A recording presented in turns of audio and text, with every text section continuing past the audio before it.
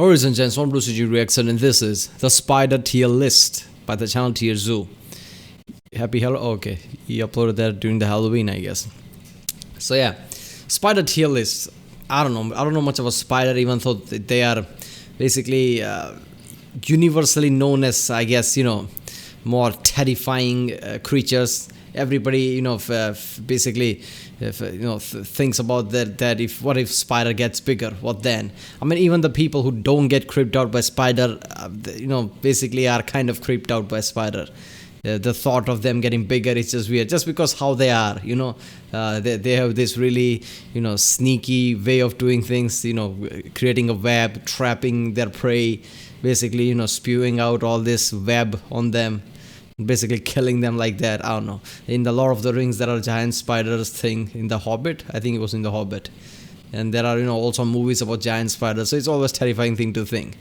But I don't know much about Spider, but I think the Black Widow should be higher. I guess that's the most famous spider that has the biggest venom. I guess I don't know. We'll see. TierZoo is a great channel. I love reacting to this channel because I don't know much about all the zoo and animal things. I'm learning as I'm reacting to this channel. It's fun to react. He explains like things like it's a game or something. He calls nature God, whatever, devs. It's just funny. So yeah, let's watch this one. Remember people, if you like my reaction, don't forget to like and subscribe. Check out the reaction. There's a link in the description. Check out the cast for the playlists like TierZoo, Salmonella, Winter Historian, Holy Sarcastic Production, Real Life Flow, CGP Grey, things like that. And yeah, let's watch this one.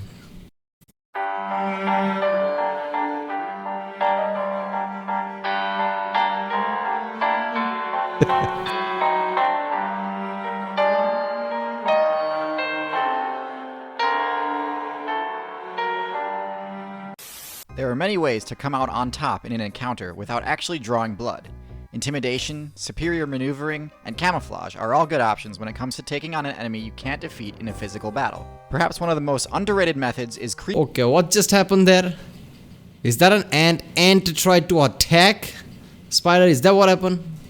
This is just ridiculous. Maneuvering and camouflage are all good options when it comes to taking on an enemy you can't defeat in a physical battle. Perhaps one of the most underrated methods is creeping your opponent. Did that ant try to attack Spider and Spider like, come here? Out. A good rush of fear can cause a target to freeze, to run away, or to lash out with a predictable and punishable move. A lot of builds have had the reputation of being spooky or creepy. Top contenders include bats, snakes, centipedes, cockroaches, scarabs, scorpions, rats, owls, ravens, toads, and many more. But today I want to talk in depth about the #1 creepiest build in the game. A build so diverse, successful, and powerful that it's the most common phobia of all time, the spider. That's what I was saying at the start. Even the look, I don't get creeped out by spiders. Cockroaches, sure, I don't know why. It's just maybe, when I was a kid, I saw a cockroach and got scared by it or something. I hate cockroaches, but, spiders, I'm not really, I don't get creeped out that much, but in the end, it's still creepy, Even the people who don't have phobia against spider, they still find the spiders creepy. That's why there are so many movies and things about them. It's just stupid. Even the games have them. In the Skyrim, there are giant spiders. In Witcher, there are giant spiders. Creepiness factor is integral to its game plan because it helps mitigate the serious weaknesses that can come with playing the lowest weight class. Any build with a significant size advantage can one-hit a spider, but not if they're irrationally frozen in fear.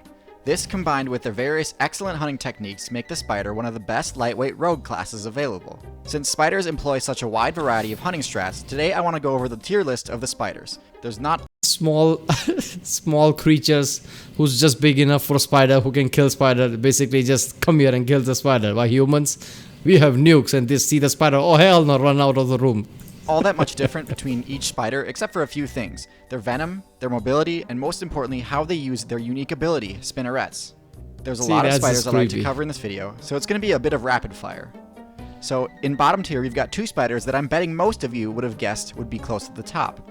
First is the brown recluse, a spider notorious for its ability to cause its victims' flesh to rot. Never heard of that. Only one thing: human support mains and data miners now believe that the necrosis is not caused by the spider's bite, but is actually the result of a MRSA infection caused by a particularly nasty clan of Staphylococcus aureus. Oh. This type of infection can be caused by any puncture wound, not just a spider bite, but spider bites are the most common misdiagnosis. Recluse spiders already have low stats, so take away this rumor that's been keeping them relevant and suddenly you realize how bottom tier they are. Second from the bottom is the Black Widow, a build What? which relies far too heavily on its reputation, and just like the Brown Recluse, can't actually back it up. The Widow's bite is potent for sure, but not even close to the game-ending power rumor says it has. Of the thousands of bites on humans each year, less than 1% result in the target's demise, and they usually only... So Black Widows are not that poisonous, is that what you're saying? Bottom F tier. God damn, people hype them up like they're S tier or something. Then maybe, okay, you don't know technicalities behind it. If you really go into deep science, maybe they are not that good, sure. Maybe in B or A. F? That is just complete opposite. That's just ridiculous. do because the target already had low health. Both of these spiders also employ camping as their main method of getting kills on other lightweight players. And while this is a legitimate strategy, spiders have access to far more effective methods. But if you're gonna camp, you might as well do it right. The key to optimizing your camping game is to maximize the area you can control from safety. In short, the bigger your web is, the easier it is to score free kills. The bark spider takes this to the extreme and creates a web spanning an entire river. This allows it to capture targets that normally keep their distance from the Get entire river? That's how that's how the long distance the web can go? The width of a river? That is ridiculous. typical trap locations, like the elusive dragonfly. While this is all impressive, it takes a huge time and resource investment to set up, and is easily erased by anyone who notices what you're up to, which locks this spider in D tier. Along a similar What vein, the hell? social spiders can also construct giant webs to control large sections of the map. Compared to the bark spider, social spiders expend less individual effort and construct a sturdier base, but the division of loot arguably outweighs this factor, and combined with the fact that they have to deal with thieves and freeloaders, I'd say that they're on the same level as the solo Yeah, I build. think anybody who has spider phobia, showing that footage alone is just way too much, isn't it? Social spiders are the most terrifying for them. Because one or two dangerous spiders, sure. The group of spiders attacking a prey like that, that's just ridiculous. They don't function as a cohesive unit, like you social insects, nor do they function as team players that play off of each other's strengths, like pack hunters do. It's more of a mob strategy. Anyways, while it may not be quite as impressive, there are much safer and less tedious camping strategies in the next tier. The trapdoor spider maximizes safety by hiding completely out of sight and using an alarm system to indicate the opportune moment to strike. The safety comes at a cost though, as these players are much more vulnerable to environmental hazards such as flooding, frost, and whatever else the overworld throws at them. Another solid camping strategy. Wait a minute, there are spider who literally hides underground and attacks whenever somebody come close. Wait a minute, is there some game or some movie I'm not remembering perfectly who uses spider like that? But I thought there was an addition of game. I never thought there was a spider who actually acts like that. That is ridiculous, man.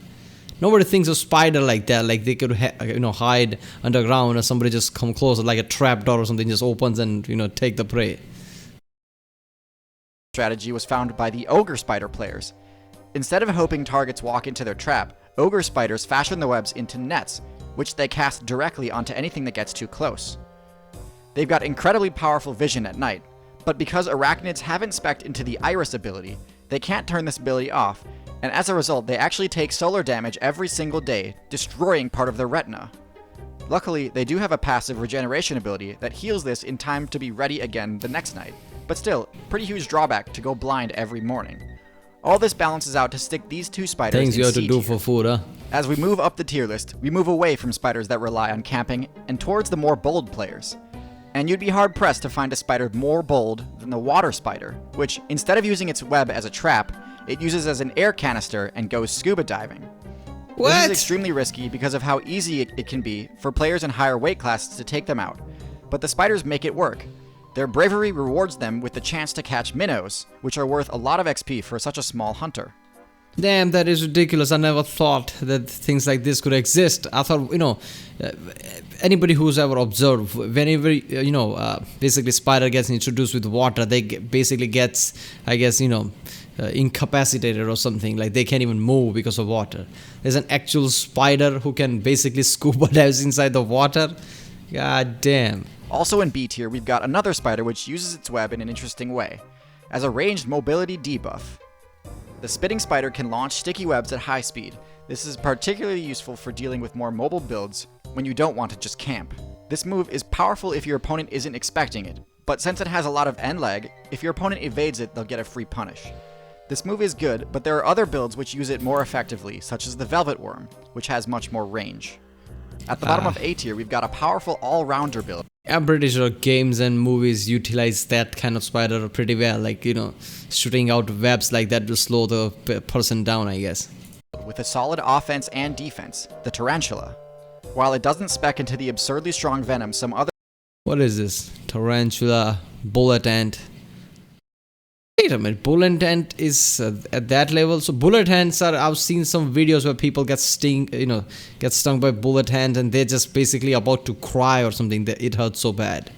So if its toxicity is that low, which means Black Widow is dangerous enough. I mean, if you get bit by Black Widow, if it's more toxic than bullet ant, it would hurt like really bad. But even there are more than that. Look at that.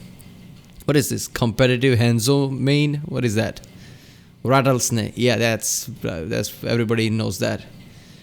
There is a spider more toxic than rattlesnake? Brazilian wandering spider. What the hell?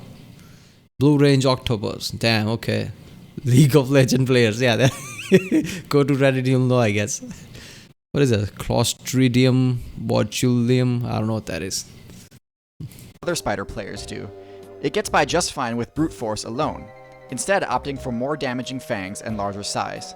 This allows it to win some matchups that are normally unfavorable for spiders, such as those with thick armor or fur that's difficult to bite through unless you've got longer fangs. It also has the ability to throw hundreds of little quills from its back, which can blind aggressors and allow for an easy escape. It can only be used a few times before it has to recharge, however. All this together gives the tarantula players Alright, I don't know if this is true or not, but in North America, South America, whatever, in Americas, there are way too, I guess, strong of a creature like this, like giant spiders. I mean, giant enough, because I don't think we have that here. Even something like rattlesnake, there are really extreme animals and even the insects there, I think. Because I'm pretty sure in India I've never came across something that strong. I mean, there are really, there are some really strong animals, sure, but I feel like there are way too many variations in USA and everywhere. Is that true?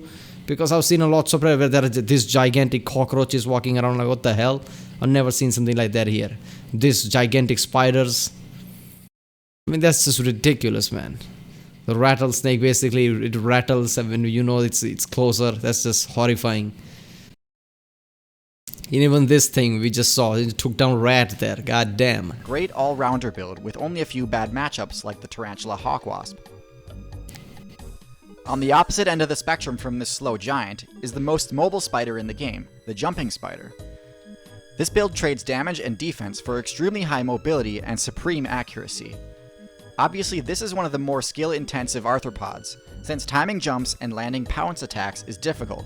But with some practice, you can outmaneuver almost any other lightweight build and score critical hits on enemies that are normally well defended. This makes the jumping spider a great anti-camper class. Now, I don't think there are really any spiders deserving of S tier. None dominate the meta or are so oppressive that other builds get invalidated. But there certainly are a few that come close. So in A+ tier, we've got two spiders who genuinely live up to their reputation as nightmares. One is the Sydney funnel web spider. This build is basically what you get when you take a tarantula and optimize it for the glass cannon archetype. Edison. It doesn't have the defensive hairstorm ability like the tarantula does, but most funnel web players tend to subscribe to the best defense is an overwhelming offense strategy. This is highlighted by the fact that they tend to deliver several bites when threatened, instead of just biting once and trying to flee. The second is the Brazilian wandering spider, which has the most potent venom of all spiders. This spider is even more aggressive than the funnel web spider, and tends to eject more venom in a single bite than any other spider. Those two traits combined let this spider one-shot essentially anything, from mid-tiers like lizards to top tiers like apes. Well, we've made... Wait, isn't that the kind of spider they used in Skyrim, I guess, the giant spiders? I don't know. Yeah, that would make sense if it has the highest venom there. Oh, that's just ridiculous. I'm pretty sure these extreme spiders, even the Black Widow, I've never encountered something like that in real life. This is probably just, basically in jungle and every place in wild, basically you could find things like that. I don't think I've ever, witnessed any extreme animals or anything like this, insects or whatever. Arachnids, whatever. I've never encountered anything like that. Damn. Made it. Thanks for watching. spiders are, like I said, even if you don't have phobia, you just find them creepy just because how they are, the way, they hunt basically. They trap their prey. It's just, ugh. Alright, people, that was the spider tier list. If you like my reaction, don't forget to like and subscribe. Check out the reaction. There's a link in the description. Check out the cast for the playlist. Check out the end cards, and I'll see you next time.